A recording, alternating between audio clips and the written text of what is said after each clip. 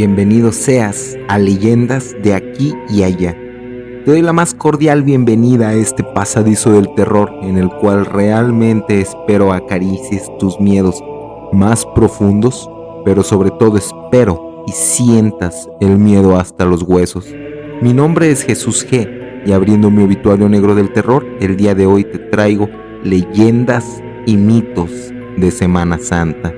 Esta noche no me encuentro solo, me acompaña un viejo amigo del canal con el cual ya he realizado un par de colaboraciones con anterioridad y te invito a que te unas a su comunidad de terror. Te dejo el link de su canal en la descripción. Estoy hablando de mi amigo el fantasma del terror.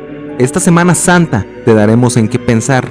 La leyenda de la Dama de los 7 Templos es popular en muchas partes, cada una con su variante, depende dónde se relate. Sin embargo, es popular pues dicha práctica se realiza en Semana Santa, donde los católicos acostumbran a realizar este recorrido a los 7 templos.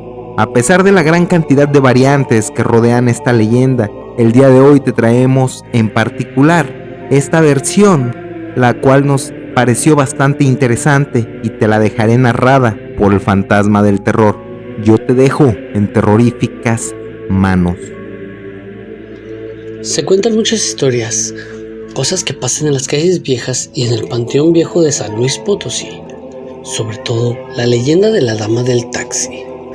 A decir verdad, se le conoce de diferentes formas a esta leyenda. Cuenta la leyenda que una madrugada a un taxista le hizo la parada una mujer, justo afuera del panteón. Al taxista se le hizo raro que a esas horas estuviera una mujer sola y por esos rumbos. Aún así la subió al taxi. Ella le pidió que la llevara a los templos, San Miguelito, San Sebastián, Tlaxcala, entre otros más. Ella se detenía fuera de la iglesia como rezando, y terminando el recorrido, le pidió que la llevara otra vez donde la había subido. Al taxista se le hizo muy raro, pero aún así lo hizo. Ya estando fuera del panteón, ella le dio una moneda de oro y una dirección diciéndole que fuera a cobrar por el recorrido a las personas que ahí vivieran. Ya de mañana, el taxista sí lo hizo. Tocó a la puerta. Lo atendieron. Él explicó que una mujer le había pedido ese recorrido por las iglesias. Después le dio la dirección y la medalla, diciéndole que con esa medalla ellos sabrían de quién se trataba y que pagarían. Pero las personas que lo atendieron le dijeron que no podía ser posible, pues ella había muerto. Nunca se ha podido saber si esta historia fue del todo real, pues el taxista mencionado después de eso cayó enfermo y murió al poco tiempo. Pero de que esta es una historia muy sonada, sobre todo entre los taxistas, lo es. Y la verdad que pasar por el panteón de las madrugadas es para poder creer tanto en esa como en otras historias más que se cuentan por ahí. Agradecemos la participación del fantasma del terror, con el cual siempre es un gran honor y placer colaborar. A continuación, yo te traigo esta leyenda, la cual se titula La Llorona en Semana Santa.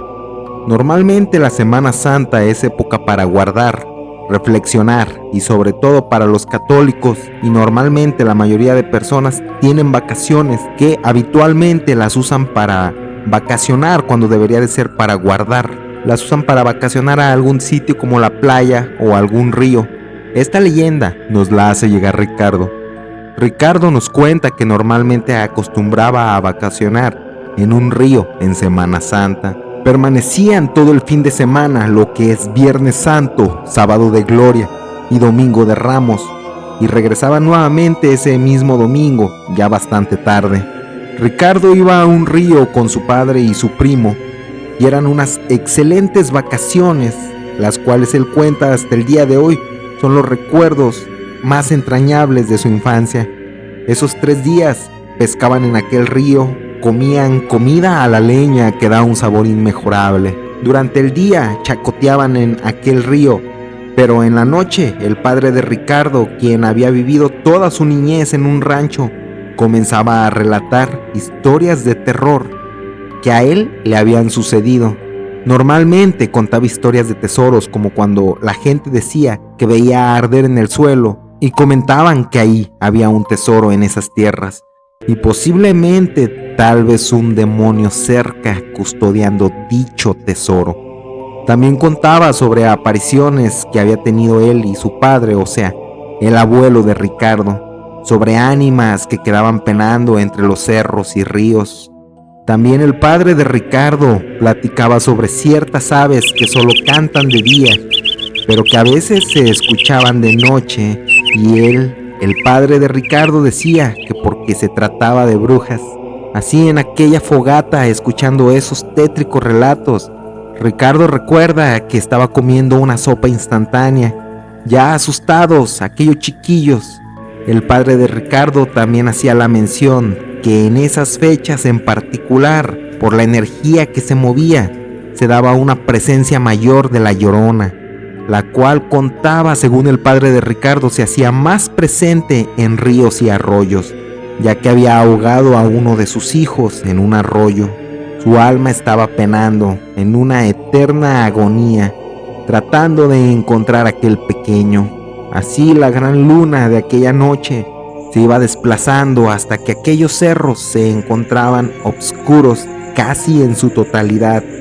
Ya era tarde y decidieron ir a dormir al interior de la casa de campaña esa noche. Para Ricardo era sumamente complicado dormir aquella noche, pues entre esos tétricos sonidos de grillos, al igual otros animales que se movían en aquel cerro, era sumamente inquietante. Tal vez serían mapaches u ocelotes. Aún así, la mente de Ricardo jugaba bastante creyendo que eran otras cosas terroríficas.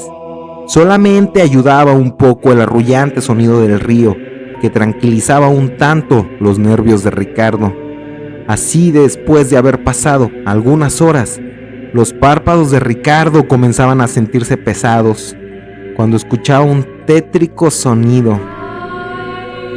Era la Llorona. Rápidamente, el sueño se fue de la existencia de Ricardo. El sonido era bastante consistente y no existía duda alguna, era ella, pues ese lugar era un lugar totalmente apartado y retirado sin civilización alguna. Estaba apartado de cualquier ciudad o de cualquier pueblo. Ricardo solo comenzaba a rezar y pedir a Dios y a orar. Nunca había tenido tanto miedo en toda su vida. Así, Ricardo por el miedo comenzaba a orinarse dentro de la casa de campaña. Solo sentía el intenso latir de su corazón esa noche. Esa noche, Ricardo no pudo dormir. Cuando por fin vio que el cielo comenzó a aclarar un poco, sintió un inmenso alivio, aunque cabe recalcar que el lamento de la Llorona ya tenía horas que había desaparecido. Así, el padre de Ricardo salió muy temprano, serían las 7 de la mañana aproximadamente, a preparar café. Ricardo y su primo también salían. Ricardo sentía vergüenza por haberse orinado, pero notó que su primo también lo había hecho. Cuando el café ya estaba bastante caliente, el padre de Ricardo, muy tranquilo, preguntaba a aquellos chiquillos que se habían escuchado el llanto de la Llorona aquella noche. Los infantes contaban que sí, y posterior a eso, aquel sábado de gloria transcurría con relativa calma y normalidad en el río.